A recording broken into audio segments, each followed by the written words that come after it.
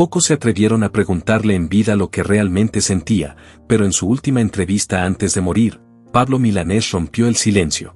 Con la voz gastada y la mirada perdida en los recuerdos, confesó por primera vez por qué se volvió enemigo de Silvio Rodríguez, el hombre con quien compartió escenario, ideales y traiciones. Reveló por qué llegó a odiar a Fidel Castro, y cómo terminó encerrado en un campo de concentración en Cuba, viviendo en carne propia la represión del mismo sistema que alguna vez defendió con su guitarra. Y eso no fue todo. Pablo también habló, sin filtros, de los 7 artistas que más odiaba, y sus palabras no fueron amables. Dijo nombres que estremecieron a todo el mundo de la música cubana y latinoamericana. No fue una entrevista bonita, fue una confesión cruda, llena de rencor, desengaño y verdad. Lo que escucharás hoy nunca se había contado con tanta claridad. Mira, con los años uno aprende que no todo lo que se canta, se cree, y no todo lo que se calla, se olvida. Yo empecé cantando boleros, canciones de amor, del feeling, de esa Cuba que tenía alma, calle, cigarros y poesía. En los años 60 llegó la revolución, y con ella Silvio, 2 jóvenes con guitarras, sueños y la esperanza de cambiar el mundo. Y lo hicimos, sí, pero no sabíamos que el precio sería tan alto. Silvio y yo fuimos hermanos de escenario, cómplices de causa, hasta que la causa nos devoró a los 2. Mientras él seguía cantando para Fidel, yo empecé a mirar lo que no querían que se viera, los presos, la censura, los artistas silenciados. Entonces vinieron los roces, las discusiones, los silencios. A mediados de los 80 ya no quedaba nada. Nos distanciamos, y lo peor no fue eso, fue la traición disfrazada de canción. Cuando escuché Llover sobre mojado, supe que hablaba de mí. No dijo mi nombre, pero me conocía cada verso. Silvio me reprochaba haber cambiado, haberle dado la espalda al sistema. Pero yo no cambié, yo desperté. A mí no me da miedo decirlo ahora, Fidel arruinó a una generación entera de cubanos. Nos convirtió en soldados de una idea que terminó devorando la libertad, la música y hasta la amistad. Yo mismo estuve en un campo de reeducación, un campo de concentración. Me encerraron por cantar lo que sentía, por no callar lo que dolía. Allí aprendí que el arte no puede ser esclavo del poder. Y sí, lo digo sin rabia, pero con verdad, Silvio siguió defendiendo lo indefendible, y por eso nuestra historia terminó. Yo no podía seguir cantando consignas cuando el pueblo tenía hambre y miedo. Hoy, cuando ya me queda poca voz, solo me importa la verdad. Porque antes de morir, quiero que se sepa que no todos fuimos cómplices, ni todos callamos. Y si eso me hizo enemigos, que así sea. En esta vida tuve muchos colegas, pero también muchos que me dieron la espalda, 7, para ser exactos. Algunos por envidia, otros por cobardía, pero todos porque no soportaban que dijera lo que pensaba.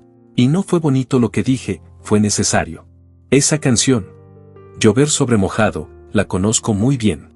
Está en el álbum Tríptico 2, una de las obras más hermosas de Silvio, eso hay que reconocerlo.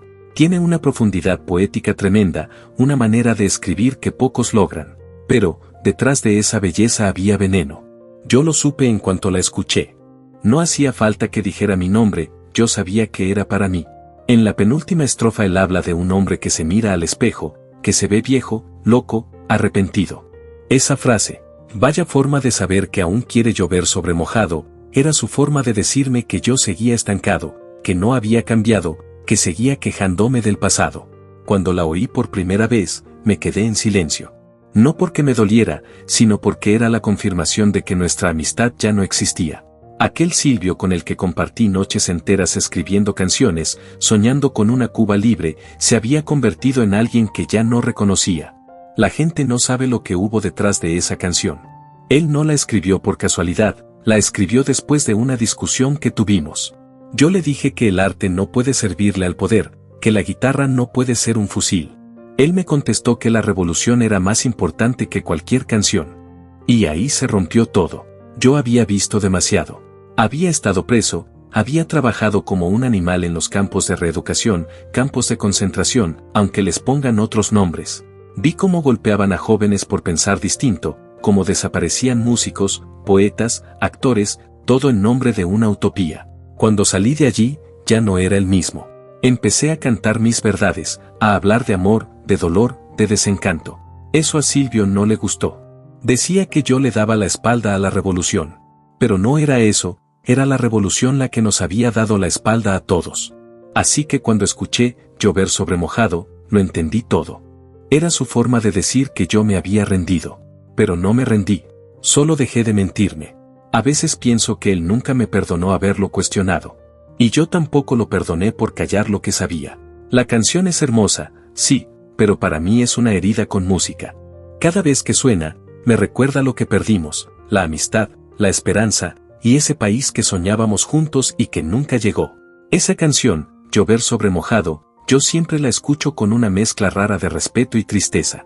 Es una obra preciosa, no se puede negar. Está en el tríptico 2 de Silvio, y cada vez que la oigo, me doy cuenta de que hay algo ahí que no era solo poesía. Había mensaje, había dardos, y yo sabía muy bien hacia dónde iban dirigidos. Cuando Silvio escribe eso de, un obrero me ve, me llama artista noblemente, me suma su estatura, está hablando de la gente, de la mirada del pueblo hacia nosotros.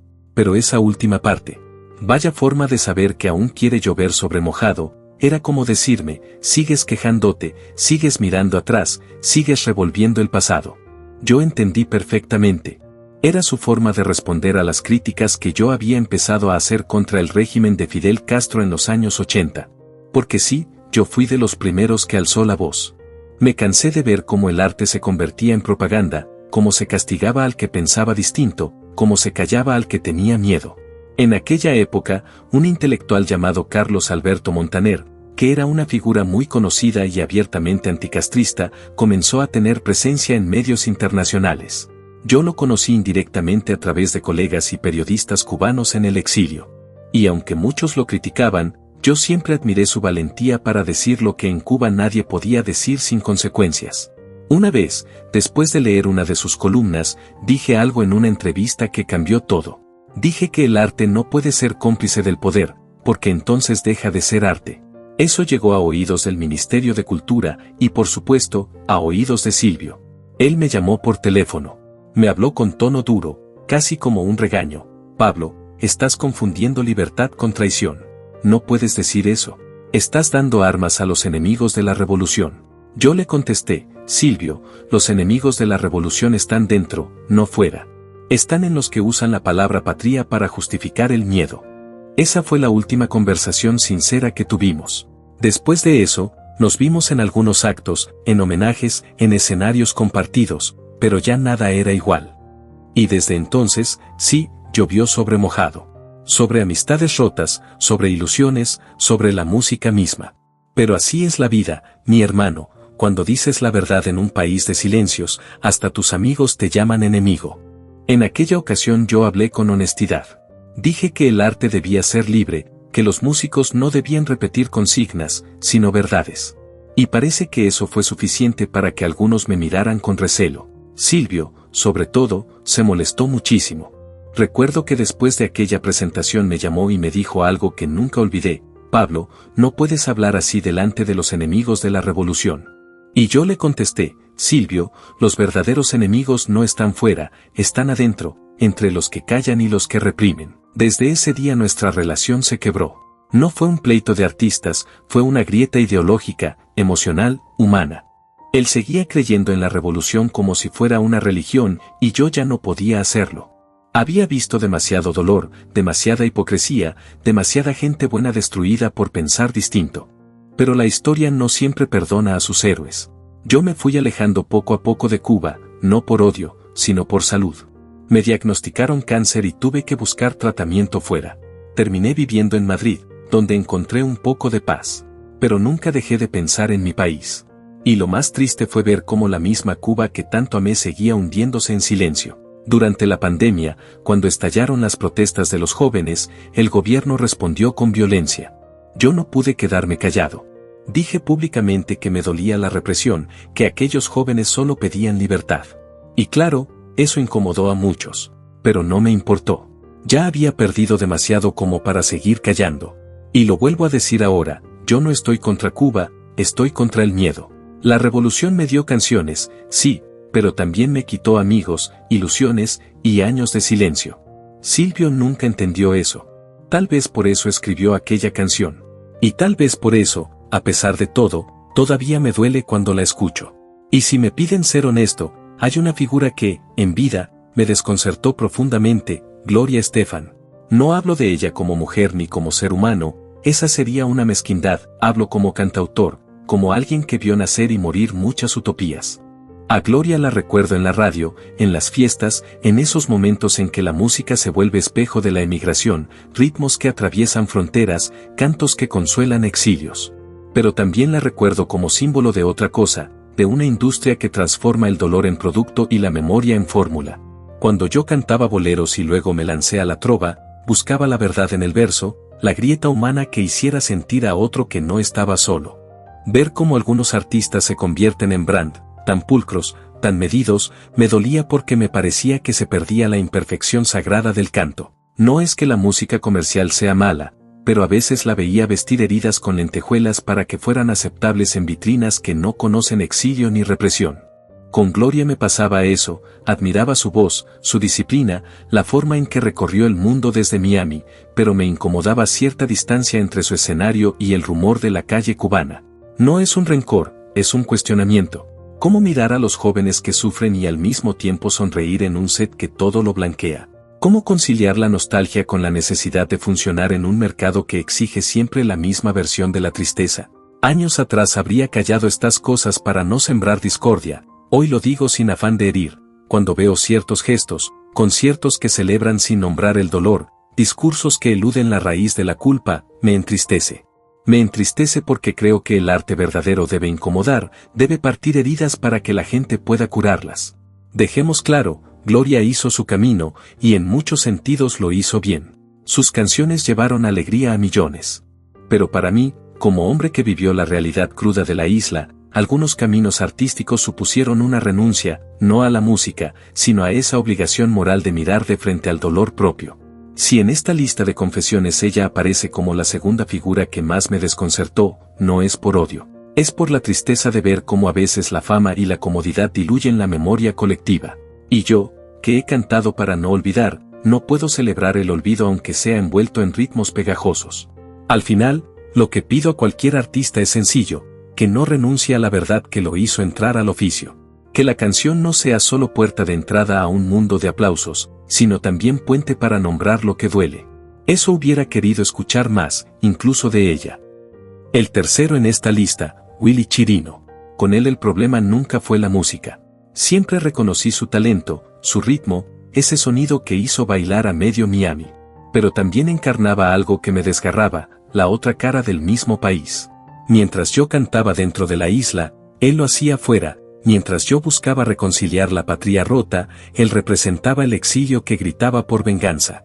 En los años más duros, cuando la distancia entre cubanos se volvió un muro, nuestras canciones eran como dos banderas distintas. Yo hablaba de amor y de nostalgia, él hablaba de libertad a gritos. Ambos teníamos razón, pero ninguno podía escuchar al otro. Lo confieso, durante años sentí rencor. No por él, sino por lo que simbolizaba. En sus palabras yo escuchaba a quienes me acusaban de cómplice, y en las mías él escuchaba a quienes lo llamaban traidor. Éramos dos voces en extremos distintos de una misma herida nacional.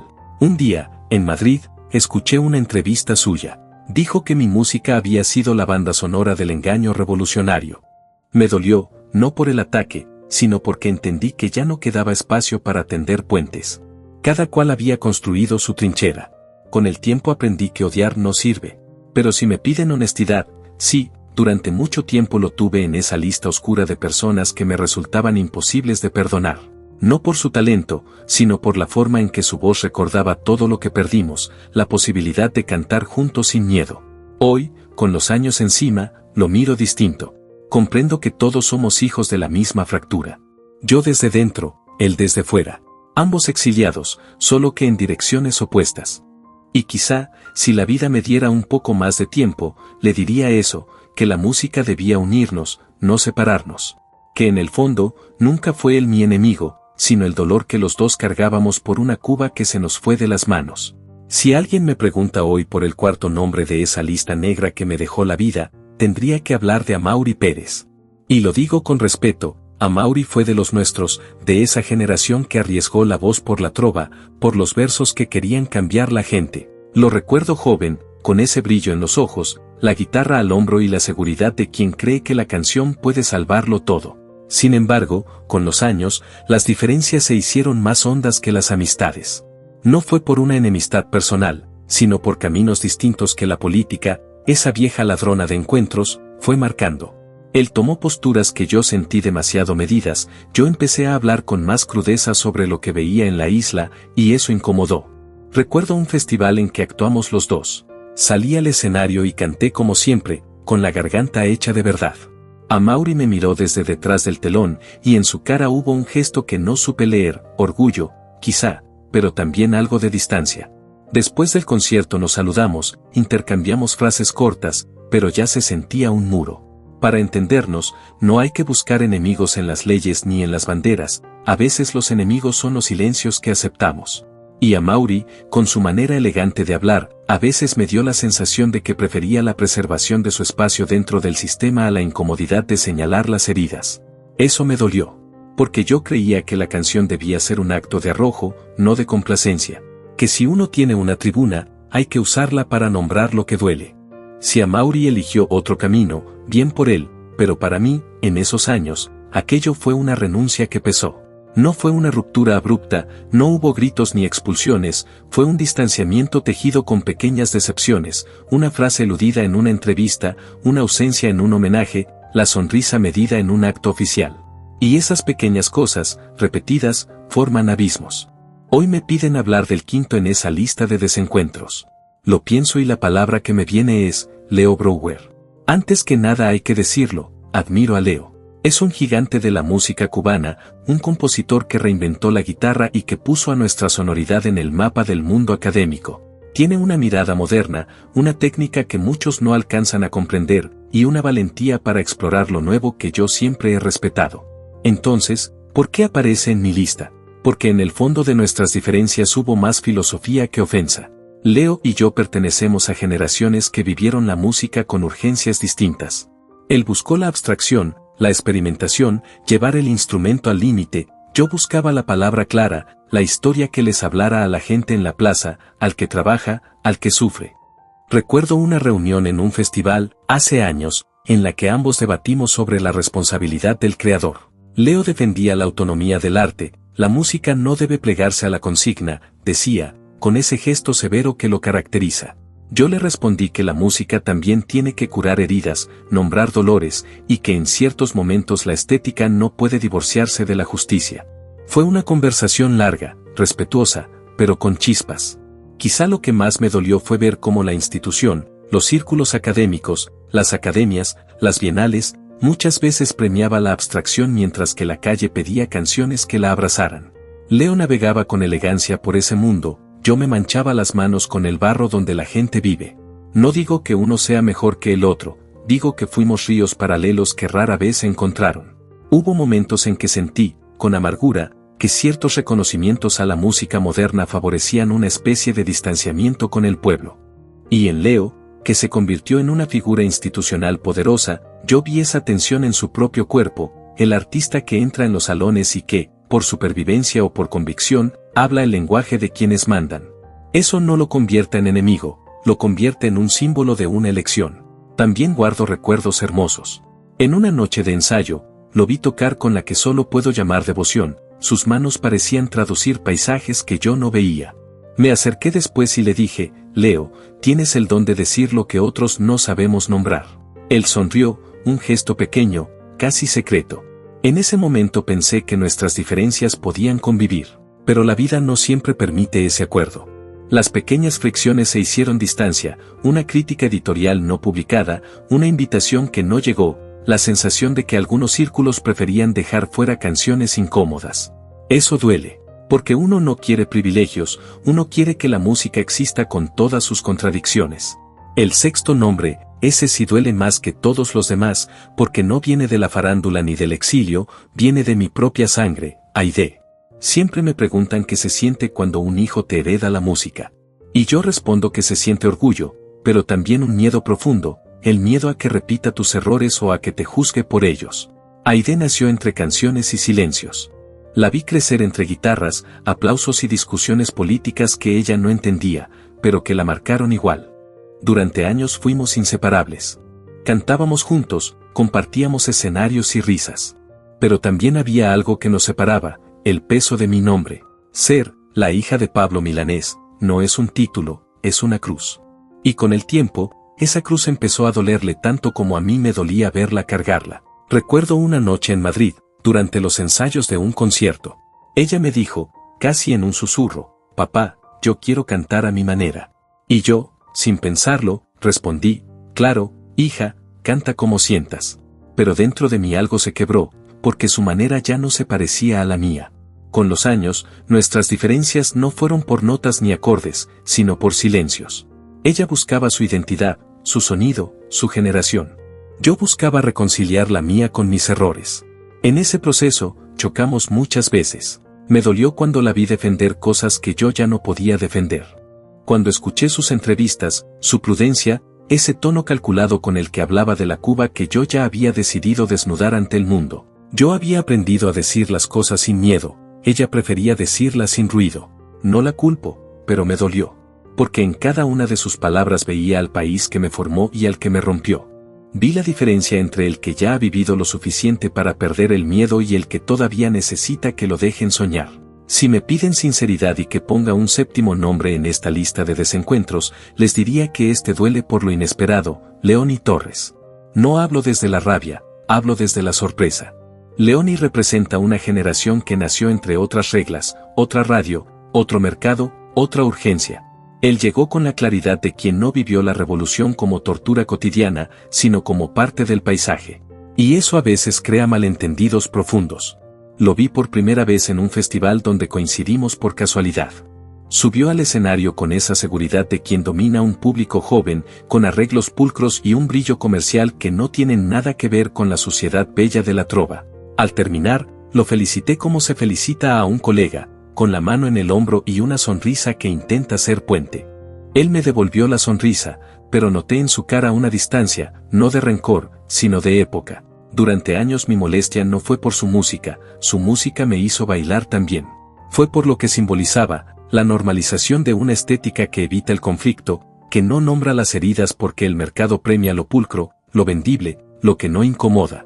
Cuando la juventud de la isla pide cambios, cuando la calle grita, a veces escucho en ciertos escenarios una tendencia a suavizar, a enmarcar lo incómodo en filtros. Y eso me duele. Me molestó, también, la facilidad con la que algunos celebran desde la distancia sin nombrar la historia. Vi entrevistas en las que se le pedía comentar sobre el país y elegía la prudencia, respuestas medidas, palabras de unidad que no nombraban las heridas. Lo entiendo, cada quien cuida su vida, pero como músico yo esperaba más valentía moral. A mí me tiene cansado, hasta aquí, que sigan diciendo que Cuba es un paraíso, que allá no hay hambre, que hay justicia, que todo el mundo vive feliz. Eso es mentira.